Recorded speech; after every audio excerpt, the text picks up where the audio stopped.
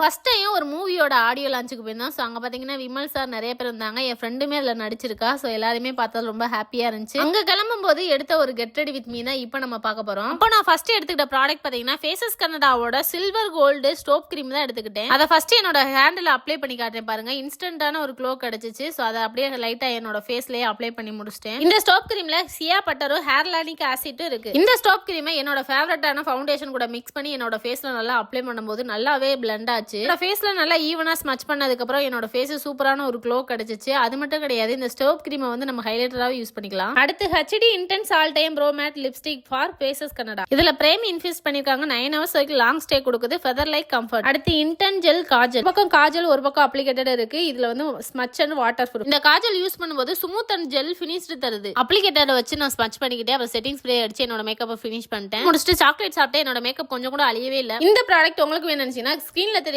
QR கோட scan பண்ணி நீங்க பர்ச்சேஸ் பண்ணிக்கலாம்.